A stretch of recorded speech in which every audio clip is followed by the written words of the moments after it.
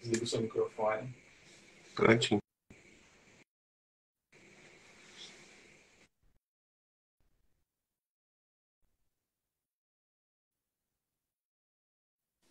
Abre não.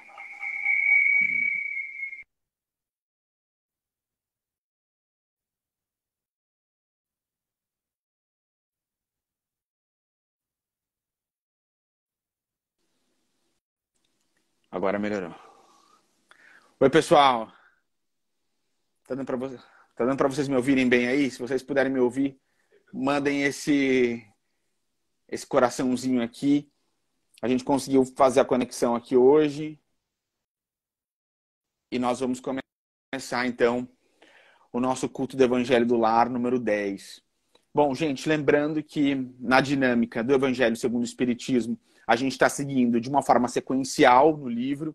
Então, a gente está passando por todos os capítulos, mas hoje, como é Sexta-feira Santa, a gente vai sair, excepcionalmente, do Evangelho segundo o Espiritismo e vai fazer um Evangelho, aqui um culto do Evangelho um pouco diferente, com o texto bíblico, para nós falarmos pautadamente aqui hoje na crucificação de Jesus, na morte do Cristo, tendo em vista que hoje é Sexta-feira Santa. Então a gente decidiu ocupar esse dia, né, para nós relembrarmos toda essa caminhada de Jesus nesse momento de tanta agonia, nesse momento difícil, para nós...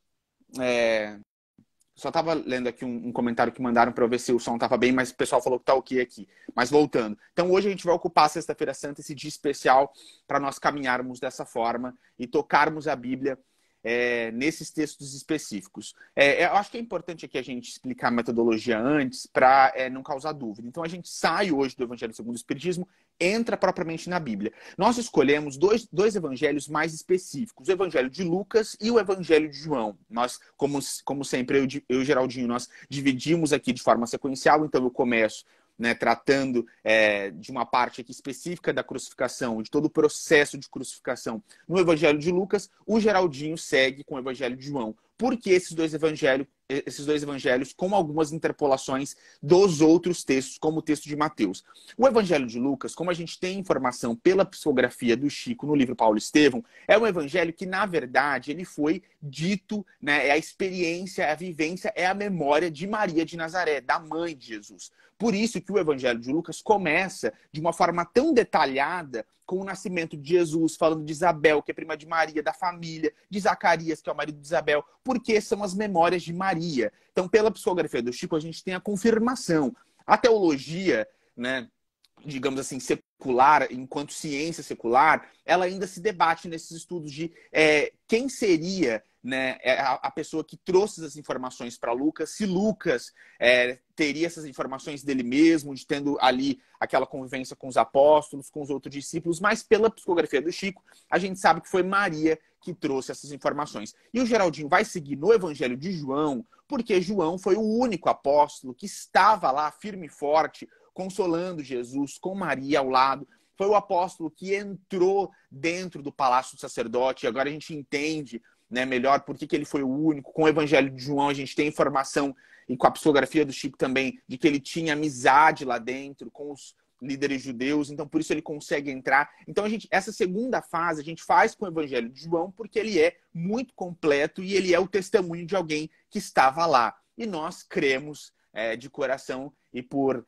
muitos fatos e bibliografias e pontas que a gente puxa em termos epistemológicos, que João Evangelista seja uma encarnação do Espírito que nós também conhecemos como Francisco de Assis e Chico Xavier. Então, pessoal, antes de nós começarmos propriamente hoje, eu vou fazer uma oração aqui breve, e depois a gente entra propriamente no texto. Lembrando que, por ser a dinâmica de evangelho no lar, a gente sempre aconselha que os nossos irmãos e irmãs que estão precisando de alguma cura física, e até quem não está precisando, coloque um copo de água para fluidificar em casa, porque os espíritos sempre trazem aquilo de que o nosso espírito também precisa. Então vamos lá. Nosso Deus, nosso Pai, de infinitos amor, misericórdia e justiça, inteligência suprema, causa primária de todas as coisas. Em nome de Jesus, o nosso divino amigo, o nosso mestre, Salvador e Redentor, o amor das nossas almas, nós nos reunimos aqui nesta noite de hoje, nesse dia tão especial. E lembrando de todo o processo da crucificação do Mestre, lembrando das bênçãos trazidas por ele, lembrando a imagem excelsa de Jesus, lembrando de todo o discurso que ele nos trouxe, dizendo que ele veio para os sofredores, para os pecadores, para os doentes. Nós gostaríamos todos aqui, crendo que nós precisamos ansiosamente do nosso amado Mestre Jesus, de mentalizarmos e dizermos do fundo do nosso coração: por que te abates, ó minha alma, e te comoves, perdendo a calma? Não tenhas medo, em Deus espera, porque bem cedo Jesus virá. Nós cremos, Mestre, que o Senhor sempre vem em nosso favor, e a nossa esperança está absolutamente pautada no teu nome, Jesus. Antes ainda da tua descida ao planeta, a nossa esperança já eram as profecias que diziam que o Senhor viria. E quando o Senhor veio, a maior luz do mundo desceu à face da terra, a nossa esperança se concretizou e se aumentou. E nós cremos em tudo que foi dito e em tudo que o Senhor disse. Nós cremos num Cristo que tem o poder de salvar, restaurar, de capacitar, de nos libertar, de nos trazer a esperança de um futuro espiritual muito mais feliz e muito mais honesto, livre de nós mesmos, do eu do passado, do eu tão criminoso. O nosso Cristo amado, que curou tantos doentes, que curou tantos leprosos, que curou tantas pessoas cegas, que restaurou, libertou, que foi o maior exemplificador da desobsessão na face do planeta Terra. O nosso Cristo amado, que nos exemplificou o serviço ao próximo como a maior expressão de amor. O Senhor Jesus é a nossa esperança. Lembrando dos teus passos na terra, nós esperamos, Mestre, que a nossa humilde tentativa de registrar o seu Espírito hoje tenha sucesso, porque nós estamos absolutamente ansiosos pela tua presença. Nós estamos absolutamente ansiosos, Jesus, para que o teu coração bata perto do nosso, para que as tuas mãos toquem as nossas, porque nós te amamos desesperadamente, Mestre. O nosso anseio maior é estarmos perto do Senhor, é estarmos perto do teu coração, é seguirmos para sempre, sem olhar para trás, como o Senhor nos disse, os teus postulados, os teus caminhos, porque nós cremos, acima de tudo, que o Senhor é o caminho, a verdade e a vida. A Sexta-feira Santa representa um momento difícil da tua passagem pela terra, mas ao mesmo tempo é a exemplificação, a vivência de uma missão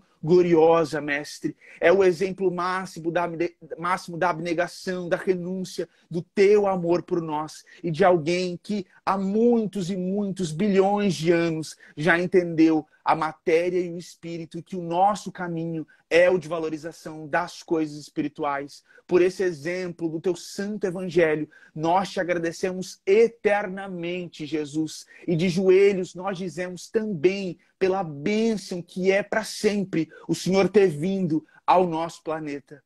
Hosana a Deus nas alturas. Bendito é aquele que vem em nome do Senhor. Bendito és tu, Jesus Cristo de Nazaré. Sê conosco sempre. Nós não poderíamos aqui, Mestre, reunidos em teu nome, deixar de pedir pelos nossos irmãos e irmãs que no dia de hoje também passam pelos seus sacrifícios, também carregam as suas cruzes. Nós pedimos, Mestre, que a paz que vem direto do teu coração alcance os nossos irmãos e irmãs que sofrem desesperados na face da terra. Sê conosco no esforço do evangelho de hoje, Mestre. Nós te amamos para sempre. Que a tua paz esteja nos nossos corações, hoje e sempre. Nós te amamos, Jesus. Fica conosco, Mestre. Que assim seja.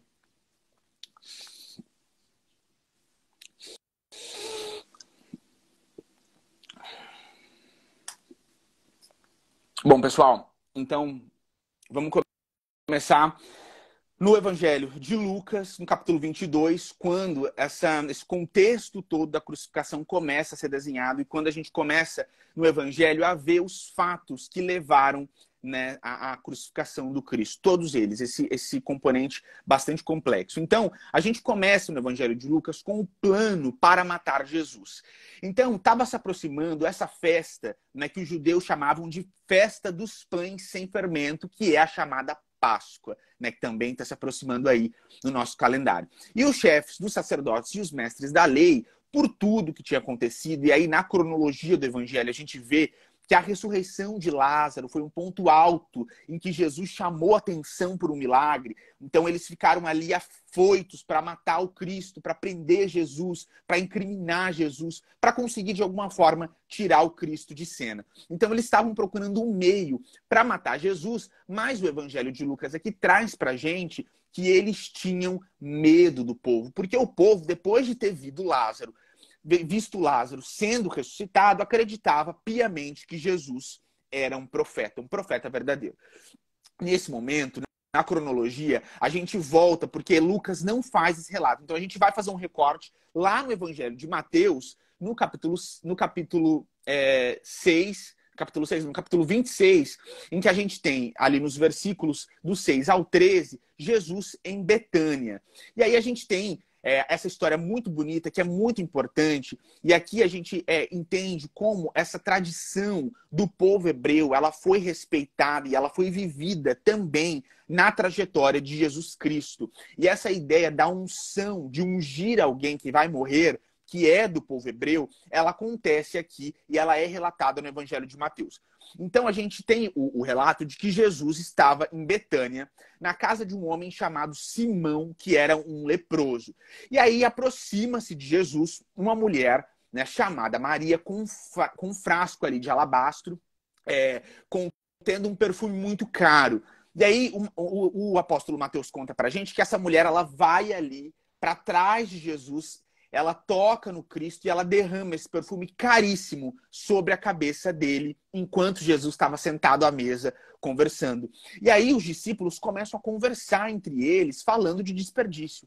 Por que essa mulher está desperdiçando esse perfume tão caro que poderia ser vendido e o dinheiro doado aos pobres? E quando Jesus percebe aquele burburinho ali de discussão, ele traz um primeiro anúncio de tudo que ia acontecer. E ele fala: este perfume não poderia ser vendido aos pobres. E por que vocês estão se perturbando e perturbando essa mulher?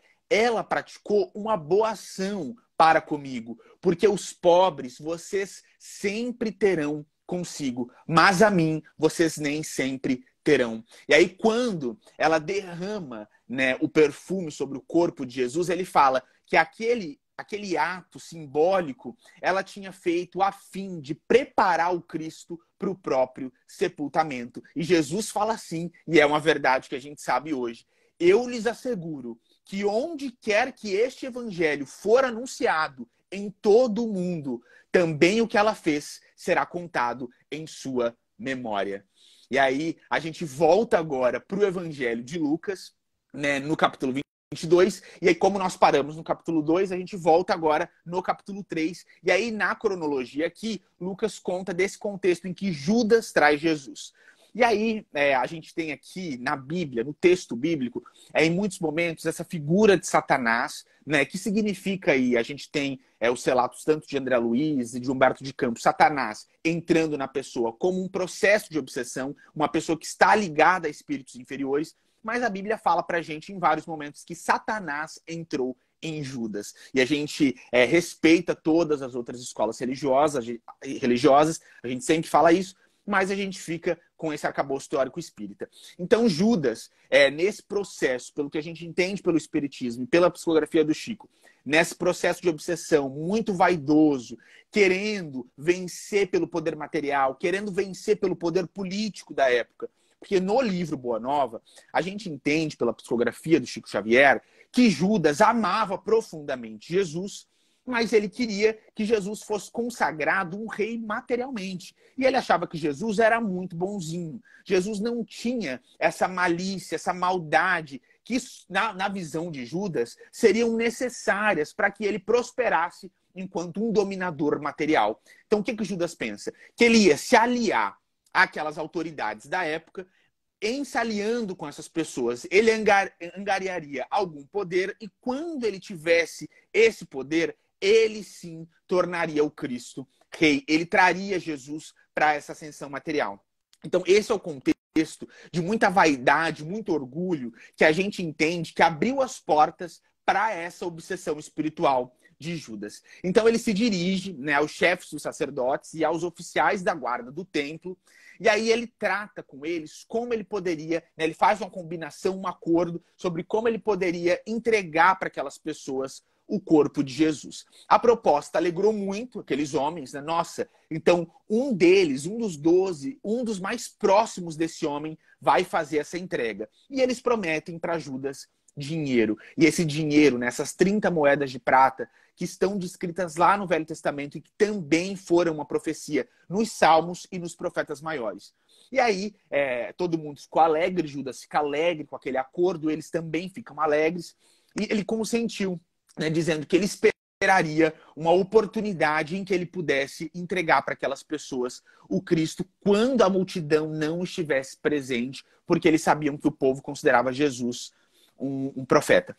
E aí Jesus manda preparar a Páscoa, né? Na cronologia aqui do Evangelho de Lucas, Lucas relata para a gente que Jesus, quando chega finalmente, né, o dia dos pães sem fermento, no qual devia ser sacrificado o cordeiro pascal, que também é uma tradição do povo hebraico, que está descrita de uma forma muito rica no Velho Testamento, Jesus envia Pedro e João, né, pedindo para que eles preparassem a refeição da Páscoa. E é muito interessante porque em todo momento a gente vê essa grandeza espiritual de Jesus, porque eles perguntam, onde o Senhor quer que a gente prepare a Páscoa? E aí, sabendo já que Jesus traria uma ordem, uma ordenação para eles bastante específica. E o Cristo responde que eles entrariam na cidade, eles encontrariam um homem carregando um galão de água, né, um pote de água, daqueles potes muito comuns no contexto ali do povo hebreu, que eles usavam para as cerimônias, para purificar, e que eles deveriam seguir esse homem que estava carregando esse pote de água até a casa em que ele entrasse.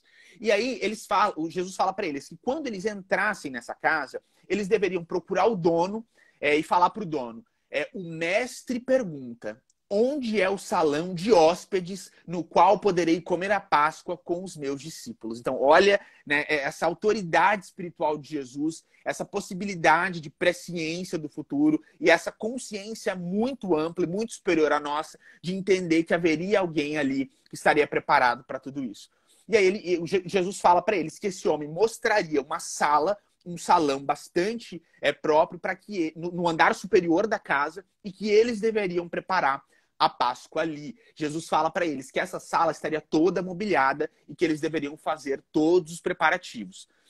Então eles saíram e encontraram tudo como Jesus tinha dito. Esse é o relato de Lucas, que eles foram para aquela cidade, encontraram um homem, encontraram o dono da casa, e aí eles preparam, né, o ambiente ali para a última ceia, para esse momento icônico do Evangelho.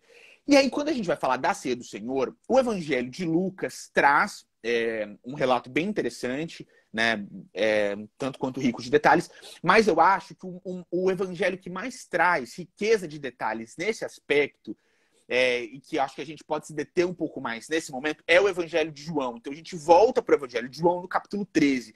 Porque o Evangelho de João, no capítulo 13, quando fala da última ceia, traz informações muito preciosas. Então Jesus, naquele contexto ali da última ceia, está sentado à mesa com seus discípulos.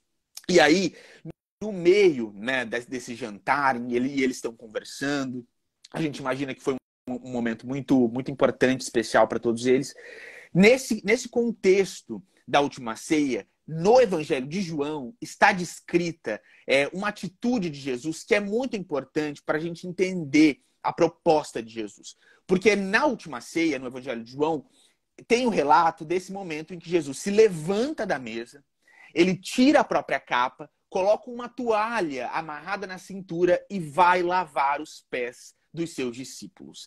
Então, ele se ajoelha ali, pega uma bacia, lava os pés de todos os discípulos. O Evangelho de João conta pra gente, quando ele para na frente de Pedro, Pedro fala, Senhor, o Senhor vai lavar os meus pés? De jeito nenhum. E aí Jesus fala, se eu não lavar os teus pés, você não será mais meu discípulo. E nisso Pedro fala, não, então não lava apenas os meus pés, lava as minhas mãos e também a minha cabeça. E aí Jesus fala para ele um outro trecho que é muito importante. Quem já está todo limpo e já tomou banho, não precisa mais lavar o corpo, mas apenas os pés. Todos vocês estão limpos, todos com exceção de um. Quando Jesus fala isso, o Evangelho de João traz para a gente a informação de que é porque ele sabia que Judas trairia. Então Judas, na verdade, não estava limpo, não do corpo, mas de espírito. Estava passando por um processo de obsessão bastante relativo à vaidade, ao orgulho que ele sentia e à vontade pelas coisas materiais. Então, Jesus lava os pés dos seus discípulos, e por isso que o Evangelho de João é tão importante. E aí é muito interessante porque quando Jesus termina de lavar os pés dos discípulos, o Evangelho de João traz um subtítulo bem interessante, o novo mandamento. E é nesse momento, após lavar os pés dos discípulos, que Jesus traz esse novo mandamento para aquele grupo circunspecto, quando ele diz: amem os seus irmãos, né? E aí vai depender da tradução, mas amem uns aos outros, e aí assim como eu os amei. Quando ele acrescenta esse momento, assim como eu os amei. Porque a gente lembra que lá no Evangelho de Mateus, no capítulo 22, quando a gente tem esse mandamento, quando os chefes dos sacerdotes e os mestres da lei, principalmente, perguntam para Jesus qual é o mandamento, e ele fala: ama a Deus sobre todas as coisas e o teu próximo como a ti mesmo. E ele fala, nisso se resumem toda a lei e todos os profetas. Nesse contexto, Jesus não fala como eu vos amei, lá em Mateus, para o povão, para todo mundo. Agora, naquela assembleia circunscrita com os discípulos, ele fala, amem uns aos outros como eu vos amei. E ele ainda diz, se vocês se amarem como eu vos amei, se vocês se amarem uns aos outros, todos saberão que vocês são meus discípulos. Então é muito interessante a gente ver essa diferença e como para o discípulo do Cristo tem um nível a mais de exigência. E aí é interessante a gente perceber que antes de dar esse mandamento, Jesus dá o exemplo na última ceia. Então ele dá o exemplo de lavar os pés e traz o novo mandamento.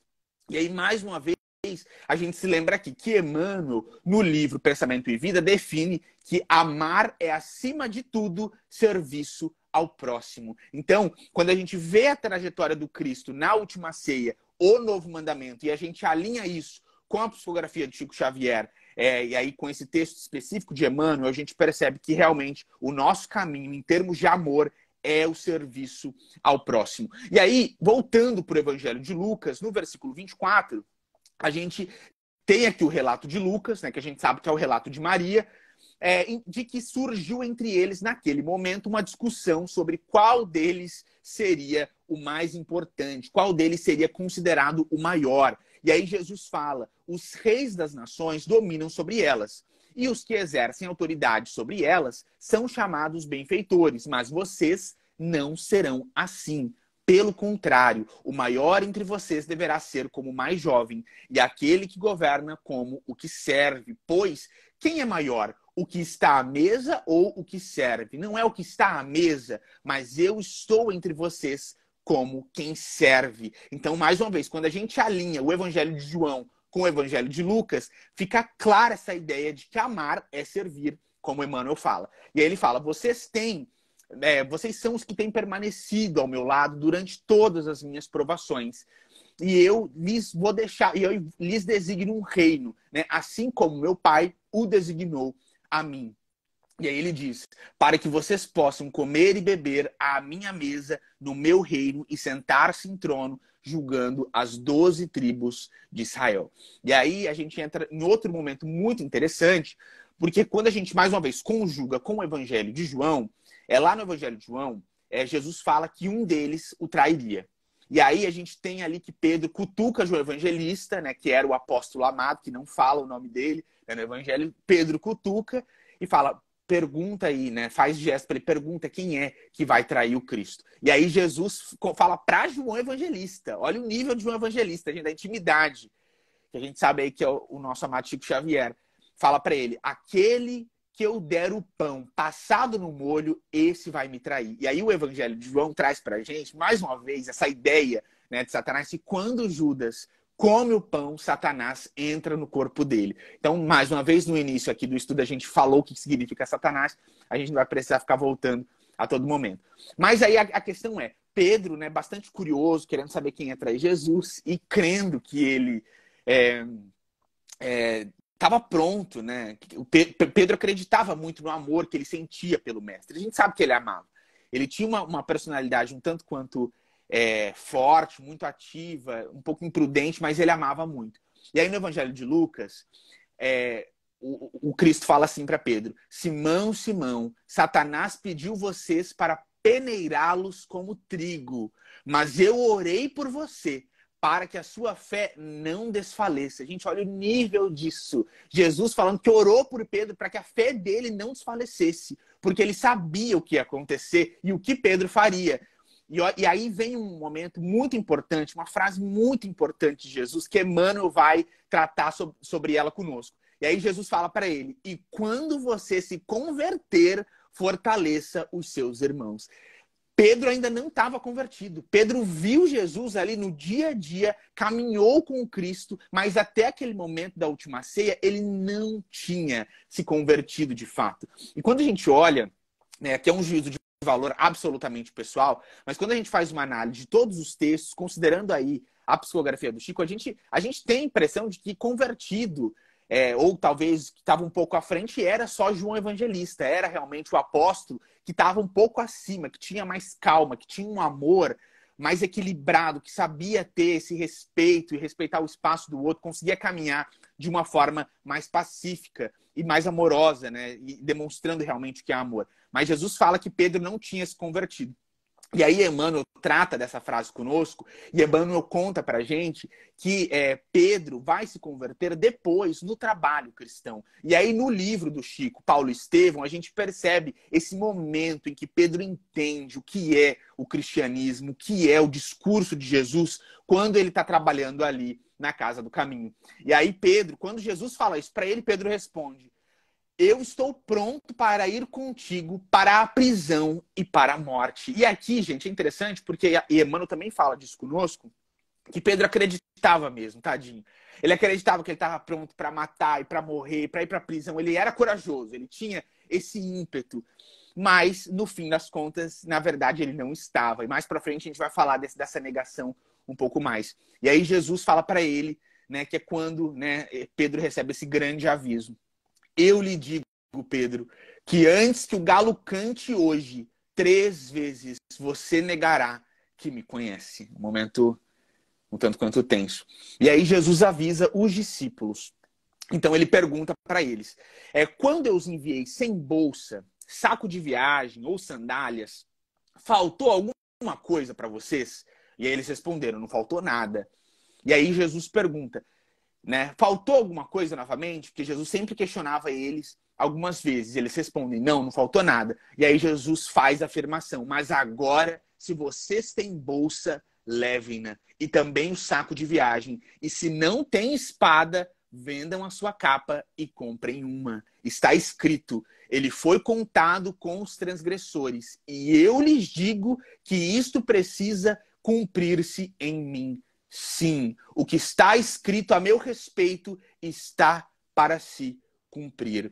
E aí os discípulos dizem para ele: vê, Senhor, aqui nós já temos 2 espadas. E aí Jesus fala para eles: isso é o suficiente. E aí a gente tem aquele momento que é muito emocionante, quando Jesus vai para o Monte das Oliveiras e posteriormente segue para o Getsemane. Então, como de costume, né, ele foi para o Monte das Oliveiras. A gente vê nos outros evangelhos, em outros momentos, que Jesus ia sempre orar com os discípulos, mas quando ele chega a esse lugar que nós entendemos ser o Getsemane, né, que a Bíblia vai trazer em outros evangelhos com esse nome, ele fala: orem para que vocês não caiam em tentação. E aí ele se afasta a uma pequena distância. Quando ele vai, né, para esse lugar, ele se ajoelha e começa a orar. E a gente sabe que ele se afasta da maioria dos discípulos, mas ele leva consigo Pedro, Tiago e João. Né? No caso, João Evangelista e Tiago Maior, que são os filhos de Zebedeu, e Pedro, né, que a gente conhece bem. Então ele se afasta e pede para eles orarem com ele. E aí, quando Jesus diz: Pai, se queres, afasta de mim este cálice. Contudo, não seja feita a minha vontade, mas a tua. Aquela noite de muitos sentimentos. E aí o Evangelho de Lucas conta pra gente que aparece um anjo, né, ali, fica do lado de Jesus e começa a fortalecê-lo, porque era um momento crucial da missão do nosso mestre. E aí, Jesus, o Evangelho de Lucas fala que estava começando a sentir angústia, ele começa a orar ainda mais. E aí o Evangelho de Lucas traz esse relato, que também é muito famoso, que o suor de Jesus era como um conjunto ali de gotas de sangue que caíam no chão. E quando ele se levanta da oração, ele volta, né, para os três, Pedro, Tiago e João, e encontra os três dormindo. Né? E aí ele pergunta, por que vocês estão dormindo? Né? Vocês não conseguiram vigiar comigo? E a gente sabe que isso acontece. No Evangelho de Lucas, a gente não tem essa descrição. Mas no Evangelho de Mateus, a gente vê que Jesus pede para eles orarem com ele no total de 3 vezes. Ele pede, aí ele vai e ora sozinho. Aí ele volta e pede de novo quando ele encontra eles dormindo. Volta e ora sozinho. Aí ele volta, pede de novo. E na terceira vez, quando ele volta, é quando ele fala, está tudo consumado. Né? Aí vem aquele que me trai. Mas é interessante a gente entrar aqui, já que a gente está nesse dia de rememorações hoje na Sexta-feira Santa, porque no livro Boa Nova, na psicografia do Chico, a gente entende os motivos pelos quais os 3 apóstolos, Pedro, Tiago e João, sentiram esse sono. E aí, Humberto de Campos conta pra gente que João Evangelista, mais uma vez, né, de quem a gente está falando tanto hoje, João Evangelista não conseguia se perdoar por ter dormido. Ele perguntava como Jesus, que me amava tanto, como eu deixei o mestre na mão quando ele mais precisava de mim, como eu não consegui ficar acordado quando Jesus mais precisava, quando ele estava sofrendo. E Humberto de Campos conta pra gente no Boa Nova que João se martirizava com isso, que ele não conseguia se perdoar. E ele sempre orava e pedia perdão. Até que um dia, e Humberto de Campos conta isso, é muito lindo, eu sugiro que vocês leiam. Humberto de Campos conta que João Evangelista, ali naquelas orações, naquelas meditações, pedindo perdão para Jesus, ele desdobra, ele tem uma espécie de sono em que ele desdobra, ele vê o Cristo, e aí Jesus fala para ele que aquele sono que eles 3 sentiram ali no Getsemane não era por acaso. Aquele sono era uma exemplificação para toda a humanidade, para que toda a humanidade compreendesse que no momento dos maiores sacrifícios, você vai se encontrar sozinho para carregar a sua cruz nesse momento aí crucial. E que muitas vezes, e aí é o relato de Humberto de Campos, Jesus falando para João, que muitas vezes as pessoas que você mais ama e as pessoas com as quais você mais conta, porque Jesus não chamou todo mundo, ele só chama Pedro, Tiago e João para orarem com ele, naquele grupo mais fechado. As pessoas com as quais você mais conta, em quem você mais confia, elas não vão estar lá com você e você vai ter que passar pelo seu sacrifício sozinho. Então Jesus aparece para João, faz esse esclarecimento e é um texto muito lindo que a gente sugere que todo mundo leia. E aí, seguindo na cronologia de Lucas, Jesus é preso. Né? Então, enquanto ele ainda falava ali com eles, nesse contexto, né, deles terem dormido e acordado, enquanto Jesus ainda falava, aparece uma multidão conduzida por Judas, né, um dos 12 apóstolos, e aí Judas se aproxima para saudar Jesus com aquele famoso beijo da traição. Então Judas se aproxima de Jesus porque ele tinha combinado com os soldados: aquele que eu beijar é este, prendam-no. E aí ele se aproxima de Jesus, beija o Cristo e tudo começa. E aí é interessante a gente pensar que nesse momento em que Jesus é preso, a psicografia do Chico também faz um recorte muito interessante. Porque no livro Lázaro Redivivo, do Humberto de Campos, a gente tem um relato de que nesse momento em que Jesus é preso, João Evangelista vai até a casa de Maria. Maria estava lá com Maria Madalena, elas estavam ansiosas, querendo saber o que estava acontecendo. E João vai lá dar a notícia de que Jesus tinha sido preso. E aí Maria fica super aflita, o coração de uma mãe, né, ali tão consternecida ali pela situação do filho, mas o fato é que o João Evangelista começa a ir voltar à casa de Maria para trazer essas informações para ela. É João Evangelista que faz isso. Mas seguindo na cronologia do capítulo de Lucas, no versículo, a gente já está indo mais para o fim, 48, Jesus pergunta para eles, e especificamente para Judas: Judas, com um beijo, você está traindo o filho do homem? E aí, ao verem, né, tudo que ia acontecer, e eles se lembravam que Jesus tinha falado com ele das espadas. Os discípulos perguntam: Senhor, a gente vai atacar eles então aqui agora com a espada? É para isso que a espada serve? E aí Jesus fala da espada lá atrás, mas aqui Jesus esclarece, né? Porque Pedro decepa a orelha de um soldado da guarda romana, decepa ali, e aí Jesus imediatamente cura. A gente até também tem um conto muito interessante de Humberto de Campos sobre esse ocorrido. Jesus cura a orelha do homem, coloca ela de volta no lugar. Então, Jesus absolutamente poderoso, mostrando o quão poderoso ele era, mesmo no momento em que ele estava sendo preso. E aí ele fala, basta, né, tocando na orelha do homem. E aí quando ele fala, aquele que com a espada ferir, será ferido. E aí essa tradução é uma das traduções que mais muda de Bíblia para Bíblia. Tem muitas... essa frase ela é colocada de muitas formas diferentes, mas o contexto é esse. Então, né, chega Jesus ali para os chefes dos sacerdotes e pergunta: eu estou chefiando por um acaso alguma rebelião? Eu estou fazendo alguma coisa de errado? Por que vocês estão vindo com espadas e varas para me prender? Por um acaso eu não estava pregando aí no sol, nas sinagogas, todo dia, e vocês nunca fizeram nada contra mim? Por que Jesus fala isso para eles? Por causa da hipocrisia daquele povo. Eles não tinham coragem de prender o Cristo à luz do dia, porque o povo acreditava que Jesus era um profeta. E esse relato, ele está em vários momentos, nos 4 evangelhos, Mateus, Marcos, Lucas e João. Então, ele fala ali, né, que todos os dias ele estava ali com o povo, que eles nunca prenderam, e aí ele fala, mas essa é a hora de vocês. Essa é a hora em que as trevas reinam. E aí a gente entra mais uma vez no Evangelho de João, que traz um recorte bastante específico, quando, no capítulo 18, eles falam que primeiro Jesus estava diante de Anás, né? Então, assim que aquele destacamento prendeu Jesus, aquele destacamento de soldados, eles amarraram o Cristo e levaram ele primeiro a Anás, que era sogro de Caifás, que era o sumo sacerdote daquele ano. E aí a gente precisa se lembrar que Caifás foi aquele homem, naquele contexto daquela festa em que Jesus aparece, prega, foi Caifás que fez aquela profecia de que seria preciso que um homem morresse pelo povo. Então eles levam primeiro Jesus para a casa de Anás, que era sogro de Caifás, o sumo sacerdote. E aí, né, a gente volta. Esse recorte breve, né, mas é importante, está no Evangelho de João. E agora a gente volta mais uma vez para o Evangelho de Lucas, quando Pedro nega Jesus. E aí eles prendem o Cristo, né, e levam para casa do sumo sacerdote. E a gente sabe que João Evangelista pôde seguir e entrar, porque ele conhecia.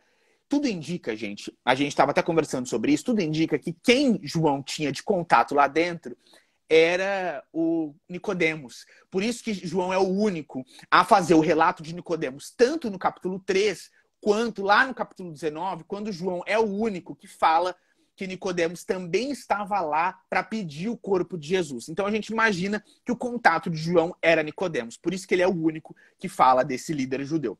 Então, Pedro seguiu a distância, né, porque ele não podia entrar, e João podia transitar mais livremente porque ele conhecia, tinha esse contato. E aí, quando eles acenderam um fogo no meio do pátio, né, e aí ao redor desse fogo se sentaram várias pessoas, e Pedro também sentou ali, uma criada, né, viu Pedro sentado ali na luz daquele fogo, e ela olhou para ele fixamente, ficou dando uma encarada em Pedro, até o Boa Nova também relata isso, e aí ela fala, este homem estava com ele. E aí é a primeira vez que Pedro nega, mulher, eu não o conheço. Então ele nega pela primeira vez. E pouco depois, um homem vê ali a cara de Pedro, vê a fisionomia e fala, você também é um deles, você estava com eles. E aí Pedro nega pela segunda vez. Homem, não sou, não conheço esse homem. Aí, o Evangelho de Lucas fala que cerca de meia hora depois desse homem ter falado, né, aparece outra pessoa que fala, certamente este homem estava com ele, pois ele é Galileu. E aí Pedro começa, né, a praguejar, ele fala, homem, não sei do que você está falando. E aí quando Pedro está naquela murmuração, falando, né, que ele não conhecia Jesus, o galo canta, e aí ele se lembra do que Jesus tinha falado para ele. E aí o Evangelho de Lucas fala pra gente, isso é muito bonito, que quando o galo canta, Jesus, de dentro da cela, olhou diretamente nos olhos de Pedro.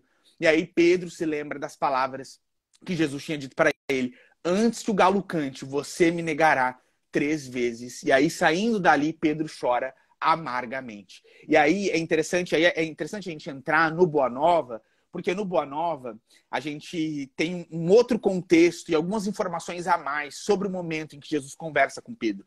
E Jesus fala para Pedro que o homem no mundo ele é mais frágil do que perverso.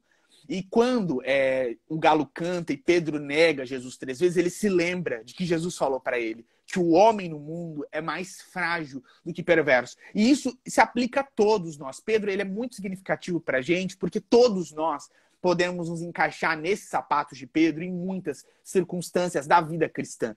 Muitas vezes a gente acredita piamente que a gente está pronto para morrer por Jesus, para seguir em frente, para viver o evangelho até o último fio de cabelo. E na menor tentação, ou no primeiro momento de ter que fazer uma escolha que seja mais difícil, a gente acaba caindo. E Pedro é muito interessante porque no Boa Nova a gente vê que nesse momento ele pensou na família dele. Ele não pensou que ele não amava Jesus. Quando ele nega o Cristo, ele estava pensando que ele tinha uma esposa, ele tinha filhos, ele tinha uma sogra que tinha problema de saúde, que até é descrita no Evangelho. Então ele era frágil. Ele era um homem que não podia, no final das contas, abandonar tudo no juízo de valor dele e morrer por Jesus. E aí é por isso que Jesus fala para ele, você é frágil, você pensa que não. Mas esse seu carinho, esse seu afeto, esses seus laços materiais na terra com a sua família, eles te colocam num outro lugar que você ainda não entende, mas é um lugar de fragilidade. E é muito bonito porque no Boa Nova a gente tem essa descrição de que ele começa a pensar na família dele. E, poxa, eu não posso aqui ser preso agora para minha mulher ficar desamparada, meus filhos. E aí ele acaba negando 3 vezes sem perceber, pensando na própria família. Mas Jesus tinha avisado e o fato é que ele acaba negando e o galo canta e ele se lembra de tudo. E aí a gente continua na cronologia no Evangelho de Lucas, e aí os guardas começam aquele processo de espancamento, de tortura de Jesus. E esse é um momento muito triste dos evangelhos, porque eles começam a zombar e a bater no Cristo, e aí eles falam para Jesus, profetiza, profetiza, quem foi que te bateu? Eles vendam Jesus e começam essa série de torturas. E aí eles começaram a dirigir outras palavras de insulto, mas a partir desse momento, o Geraldinho que vai continuar com vocês.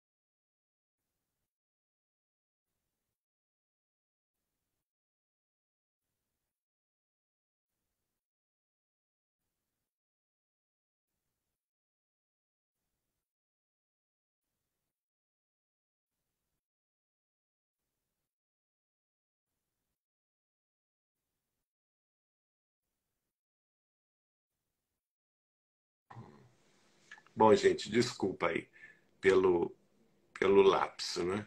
Mas aqui, então, vamos retomar, então, a nossa fala sobre o final do Evangelho de Lucas. A gente está naquela parte em que Jesus se encontra diante do Conselho Superior e a partir do versículo 66 está dito: ao romper do dia, reuniu-se o sinédrio, tanto os chefes dos sacerdotes quanto os mestres da lei. E Jesus foi levado perante eles. E, mais uma vez, o João Pedro já falou sobre isso, a gente tem que considerar como estavam reunidos os chefes dos sacerdotes e os mestres da lei, nós temos certeza que estava ali entre eles tanto José Nicodemos, quanto também José de Arimateia. E, pela informação de Chico Xavier, o evangelista, o discípulo amado, João Evangelista, era o único que acompanhava isso dentro dentro das cercanias ali do Sinédrio, como também em todos os episódios deste drama do Cristo, junto aos maiorais do templo, porque ele tinha amizade próxima, tanto com José Nicodemos, quanto com José de Arimateia. E aí eles questionaram Jesus, né? Se você é o Cristo, diga-nos. Diga-nos. E eles então responderam, né? Queriam que Jesus respondesse. Jesus respondeu: se eu vos disser, não crereis em mim. E se eu vos perguntar, não me respondereis. Mas de agora em diante o Filho do Homem estará sentado à direita de Deus Todo-Poderoso. Jesus sabia muito bem que não adiantava ele argumentar coisa alguma com aquela gente, que ele já tinha sido condenado, porque na visão deles eles queriam não a justiça, mas eles queriam eliminar aquele que estava colocando em xeque o próprio poder do Sinédrio e colocando em xeque também toda aquela organização secular judaica, não é? De poder, de influência junto à mente popular, que eles tão ciosos eram e se sentiam na posse desse controle, né?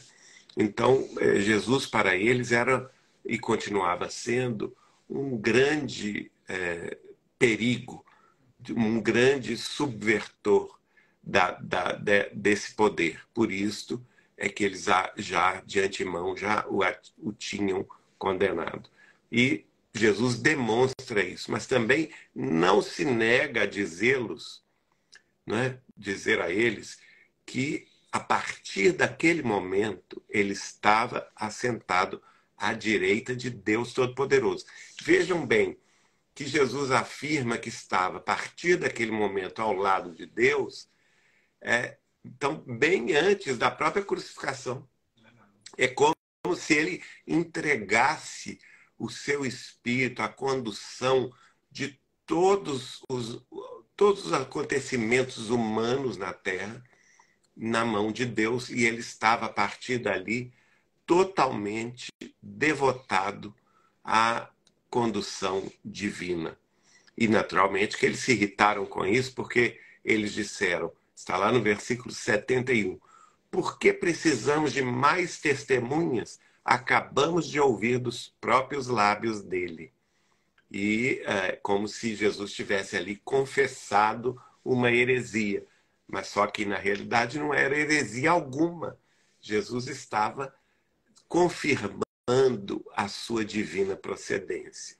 E aí que nós vamos entrar no Evangelho de João, no capítulo 19, que vai relatar também este dia tenebroso na história do cristianismo.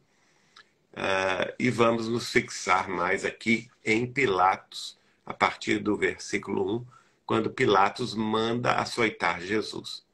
Então Pilatos mandou açoitar Jesus. Os soldados teceram uma coroa de espinhos e a puseram na cabeça dele. Vestiram-no com uma capa de púrpura e, chegando-se a ele, diziam: Salve, Rei dos Judeus! E batiam-lhe no rosto. Mais uma vez, Pilatos saiu e disse aos judeus: Vejam, eu o estou trazendo a vocês para que saibam que não acho nele motivo algum de acusação. E aqui a gente faz uma pequena parte. Está nos evangelhos também, né, que Pilatos tinha temor daquele homem, porque, inclusive, está bem explicado em detalhes no livro Paulo e Estevão, que a mulher de Pilatos, Pilatos era o governador romano da província da Palestina. E lá está no livro há 2000 anos, a figura central que, neste momento da vida de Pilatos, tomou conta da influência espiritual superior, que é a mulher de Pilatos, chamada Cláudia. E na noite anterior, Cláudia havia sonhado com espíritos angélicos, testificando para ela que aquele homem que seria julgado no dia seguinte, não é? Era um homem puro, era um homem santo, e que, portanto, não deveria sofrer a punição e a morte, que ele era um homem isento de pecados, isento de erros. E ela acorda assombrada com esse sonho, porque foi um desdobramento. Na verdade, hoje nós espíritas sabemos o que é um desdobramento espiritual, né? Ela teve um encontro espiritual com seres angélicos. Naturalmente, para ter esse encontro, a Cláudia haveria de merecê-lo, não era um espírito já talvez muito tarimbado aqui na Terra, muito evoluído. E ela foi assistir o marido e falou com ele: olha, não condene esse homem, porque esse homem é santo, esse homem é isento de pecado, ele é puro, não deixe que o condenem. Por isso que está expresso lá no Evangelho de João que Pilatos faz tudo o que é possível para salvá-lo. Ele não queria condenar. Pilatos, não queria condenar Jesus. Quem queria condenar Jesus eram, naturalmente, os judeus. Tanto é que ele fala para eles: vejam, eu o estou trazendo a vocês para que saibam que não acho nele motivo algum de acusação. Ele tinha perfeita ciência de que Jesus era inocente. E no capítulo, no versículo 5, está dito: quando Jesus veio para fora, usando a coroa de espinhos e a capa de púrpura, disse-lhes Pilatos: eis o homem. Aliás, tem uma página belíssima de Emmanuel, quem quiser conhecê-la, está no livro Pão Nosso, né? Eis o homem, é o título deste capítulo, que tem um significado todo especial, essa frase de Pilatos: eis o homem. Ao vê-lo, os chefes dos sacerdotes e os guardas gritaram: crucifica-o, crucifica-o. Mas Pilatos respondeu: levem-no vocês e crucifiquem-no. Quanto a mim, não encontro base para acusá-lo. Vejam que Pilatos, novamente, pela segunda vez, se recusa a levá-lo a julgamento e a levá-lo à acusação. Né? Como quem diz: se vocês acham que ele tem culpa, vocês o levem e acusem-no. Os judeus, no entanto, insistiram: temos uma lei, e de acordo com essa lei, ele deve morrer porque se declarou filho de Deus. Para os hebreus, isto era uma blasfêmia. Ao invés de pesquisar eles mesmos nas tradições hebraicas de todos os profetas de todos os tempos, que deixaram claro pistas tão perfeitas a respeito da chegada do Messias, né? Eles talvez tivessem reconsiderado essa acusação. Mas eles não queriam saber da verdade. Eles queriam se manter na escuridão. Ao ouvir isso, Pilatos ainda ficou mais amedrontado, porque ele não sabia que Jesus se declarara filho de Deus. E aí ele vai se lembrar, diz Emmanuel, do sonho da mulher. Ele fica com medo: meu Deus, eu estou condenando o filho de Deus, né? Se esse homem for o filho de Deus, eu estou condenando. Ele fica mais amedrontado por isto. Então, voltou-se para dentro do palácio e perguntou a Jesus: de onde você vem? Mas Jesus não lhe deu resposta. Jesus ficou em silêncio nesta hora, né? Você se nega a falar comigo? Prosseguiu Pilatos. Não sabe que eu tenho autoridade para libertá-lo e para crucificá-lo? Pilatos estava assim, estupefato com a serenidade daquele homem, porque Jesus, lembrem bem, a partir do momento que ele se declarara, né, diante dos próprios maiorais do templo, que ele estava à direita de Deus, ele estava com plena sintonia divina. Ele ia temer o quê? Ele não tinha que temer coisa alguma. Mas isso incomoda profundamente Pilatos, porque Pilatos tinha uma noção muito restrita de poder. O poder que ele enxergava era o poder que ele tinha, o poder mundano, não é? Que tinha tanto a autoridade para libertá-lo quanto a autoridade para executá-lo. Jesus então respondeu: não terias nenhuma autoridade sobre mim, se esta não te fosse dado de cima. Quer dizer, ali houve um evento espiritual extraordinário para colocar Pilatos naquela condição. E notem bem, no dia anterior, a mulher de Pilatos, Cláudia, havia recebido a visita de anjos, solicitando a libertação de Jesus. Então, ele foi colocado ali porque ele era sensível à verdade. No entanto, ele lava as mãos, né? Ele, infelizmente, não cumpre aquele papel para o qual ele havia sido convocado pelas instâncias superiores da vida, de mais acima. Tanto é que Jesus lhe disse: por isso, aquele que me entregou a ti é culpado de um pecado maior, que são, naturalmente, em se referindo aos maiorais do templo, que estavam pressionando Pilatos para a execução. Daí em diante, Pilatos procurou libertar Jesus, mas os judeus gritavam: se deixares esse homem livre, não és amigo de César. Quem se diz rei opõe-se a César. Notem bem que Emmanuel vai explicar isso